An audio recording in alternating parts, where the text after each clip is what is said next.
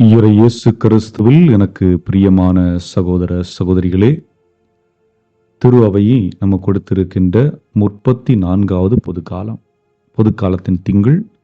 இன்றைய நாளில் திரு அவை கொடுத்திருக்கின்ற நற்செய்தி லூக்கா 21ஆம் அதிகாரம் இறை வார்த்தை 1 முதல் 4 முடிய. இந்த பகுதியிலே என்ன பார்க்கின்றோம்? இயேசு இரு விதமான மனிதர்கள் காணிக்கை இடுவதை பார்க்கின்றோம். ஒன்று வசதி படைத்த மனிதர், இன்னொருவர் ஏழை. இந்த வசதி படைத்த மனிதர் நிறைய பணம் கொண்டு போடுகின்றார், ஏழை தன்னும் கையில் இருக்கின்றவற்றை போடுகின்றார். இதில் எவருடைய காணிக்கை கடவுளுக்கு ஏற்புடையதாக இருக்கும் என்ற கேள்வியை எழுப்பி அதற்குரிய பதிலை தேடுவதை பார்க்கின்றோம். அதாவது மனிதனுடைய பார்வை என்பது வேறு, கடவுளுடைய பார்வை என்பது வேறு. மனிதனுடைய பார்வை என்று சொல்லுகின்ற பொழுது, இந்த உலகிலே செல்வம் மிகுந்தவர்கள் பெரியவர்கள், தொழில் அதிகமாக செய்யக்கூடியவர்கள் பெரியவர்கள்,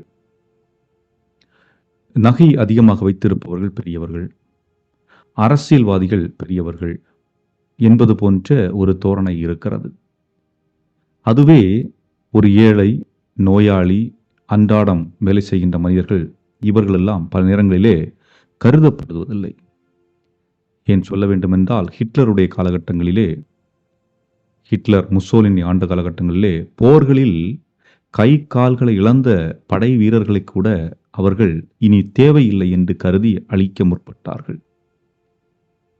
அதாவது ஒரு மனிதன் உழைத்து அவர்களுக்கு சம்பாதித்து கொடுக்க முடியும் என்றால் அவன் வாழலாம். அதுவே அவன் சம்பாதிக்க இயலாதவனாக இருக்கிறான் என்றால் அவன் வாழக்கூடாது என்று சட்டங்களை வைத்திருந்தார்கள்.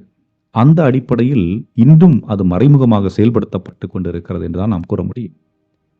பழங்குடி மக்கள் பல இடங்களில் அழிக்கப்படுகின்றார்கள். காரணம் என்ன? அந்த நிலத்தை ஆக்கிரமிக்க வேண்டும். அந்த நிலம் வசதி படைத்தவர்கள் அல்லது கார்ப்பரேட் கம்பெனிகளுக்கு தேவைப்படுகிறது. ஆகவே அந்த அடிப்படையில் அவர்கள் இது போன்ற செயல்களை செய்வது இயல்பான ஒன்று. ஆனால் இயேசுனுடைய பார்வை வித்தியாசமாக இருக்கிறது. இங்கு வாழுகின்ற மனிதர்களுடைய பார்வையாக இல்லை. அவர் என்ன சொல்லுகின்றார்? அந்த ஏழை கைம்பெண்ணின் அந்த கையிலிருந்து அந்த காசுதான் மதிப்பு மிக்கது என்று சொல்லுகின்றார். ஏனென்றால் அவர் தன்னிடமுள்ள அனைத்தையும் அங்கே போடுகின்றார். மற்றவர் அப்படி இல்லை. தன்னிடம் இருக்கின்றவற்றில் மீதியை எடுத்து அதில் அங்கே போடுகின்றார். ஆக தன்னிடம் உள்ளவற்றை மொத்தமாக எடுத்துக் கொடுப்பதும் தன்னிடம் உள்ளவற்றில் மீதியை எடுத்துக் கொடுப்பதற்கும் வித்தியாசம் இருக்கிறது என்பதை இயேசு விளக்குவதை நாம் பார்க்கின்றோம். அந்த அடிப்படையிலே இறைவன் நமக்கு என்னென்ன கொடுத்திருக்கின்றார்? நேரத்தை கொடுத்திருக்கின்றார். நேரம் எல்லா மனிதருக்கும் 24 மணி நேரம் தான் ஒரு நாளைக்கு. அது ஏழையாக இருந்தாலும் சரி, நோயாளியாக இருந்தாலும் சரி, வசதி படைத்த மனிதராக இருந்தாலும் சரி, சுய நினைவோடு இருக்கின்றவருக்கும் சரி, சுய நினைவு அற்றவருக்கும் சரி, ஒரு நாள் 24 மணி நேரம் தான். அந்த 24 மணி நேரத்திலே உங்களுக்கென்று சில மணித்துளிகள் இருக்கும், தொழில் செய்ய வேண்டியது இருக்கும். ஆனால் உங்களுடைய நேரத்தையும் மற்றவர்களுக்காக செலவு செய்ய நீங்கள் தயாராக இருக்கின்றீர்களா? எடுத்துக்காட்டிற்கு குடும்பம் என்று வைத்துக் கொள்வோம். கணவன் மனைவி ஒருவர் மற்றவருக்காக நேரத்தை செலவிட வேண்டும் என்று எண்ணுவது வழக்கம். அந்த நேரத்தை கொடுப்பதற்கு நீங்கள் தயாராக இருக்கின்றீர்களா? அல்லது காலையிலே எழுந்து வேலைக்கென்று ஓடிவிட்டு இரவு நேரத்தில் வந்து நேரம் கொடுக்காமல் படுத்து தூங்கிவிட்டு அடுத்த நாள் காலை எழுந்து சென்றுகின்ற பொழுது குடும்ப உறவில் உள்ள பிரச்சனைகள் உருவாவதை பல நேரங்களில் நாம் கண்டுகொள்வதில்லை. ஆக நேரம், என்னுடைய நேரத்தை நான் மற்றவர்களுக்கு கொடுக்கின்றேனா? அதுபோன்று என்னுடைய திறமைகள், என்னுடைய அறிவாற்றல், எனக்கு கடவுள் கொடுத்திருக்கின்ற அந்த ஜெபிக்கக்கூடிய ஆற்றல், இன்னும் பல்வேறு விதமான ஆற்றல்களை இறைவன் கொடுத்திருக்கின்றார். அவற்றை நான் மற்றவர்களுக்கு கொடுத்து பயன்பெறுவதற்கு நான் உதவி புரிகின்றேனா என்பது போன்றவற்றை நாம் எண்ணி பார்ப்பதற்காக அழைக்கப்பட்டிருக்கின்றோம். ஏனென்றால் கடவுளுடைய பார்வையில் நாம் எண்ணுவது வேறு, அவர் எண்ணுவது வேறு. கடவுளுடைய பார்வையில் உங்களுடையவற்றை, உங்களிடம் இருப்பவற்றை இல்லாதவர்கள் கொடுத்து உதவுகின்ற பொழுது அது மேன்மை மிக்கதாக மாறுகின்றது. ஆனால் உங்களிடம் இப்போ எடுத்துக்காட்டுக்கு நேரம் என்று சொன்னேன். நீங்கள் மாலையில் 5 மணிக்கு வர்றீங்க, 5லேருந்து 5:30 வரை ஃப்ரீ டைம். இந்த நேரத்தில் மற்றவங்களுக்கு உதவி செய்கிறது என்பது இது சாதாரண ஒரு விஷயம். ஆனால் அது பெரிதாக எடுத்துக்கொள்ளப்படவில்லை. உங்களுடைய நேரத்தை சாக்ரிஃபைஸ், தியாகம் செய்து நீங்கள் செய்கிறீர்களா என்பதுதான். ஆக இங்கே நாம் மற்ற இடங்களையும் ஒப்புமைப்படுத்தி பார்க்க வேண்டிய தேவையில்லை.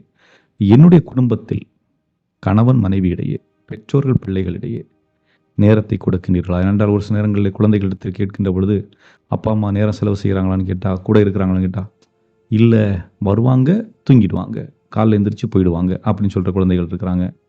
வருவாங்க, பேச மாட்டாங்க, அவங்களுடைய வேலையை பார்த்துட்டு இருப்பாங்க அப்படின்னு சொல்கிற குழந்தைகள் இருக்கிறாங்க. வருவாங்க, அவங்களுக்குள்ள சண்டை போடுவாங்க, எங்ககிட்ட பேச மாட்டாங்க அப்படின்னு சொல்கிற குழந்தைகள் இருக்கிறாங்க.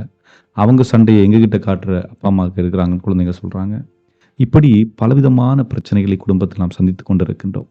அவற்றிலிருந்தெல்லாம் நாம் விடுபட வேண்டும் என்றால், குடும்பத்தோடு அமர்ந்து என்ன நம்முடைய வாழ்வு எப்படி சென்று கொண்டிருக்கிறது, சரியாக இருக்கிறதா, சரியாக இல்லையா என்பதை எல்லாம் நாம் ஆராய்ச்சி செய்து பார்க்கின்ற பொழுது அங்கே விடுதலை காத்திருக்கிறது என்பதுதான். ஆகவே ஆண்டவர் சொல்லுகின்ற அந்த செய்தி என்ன? கடவுளின் பார்வையில் சிறியவை பெரியவையாக தெரியும்.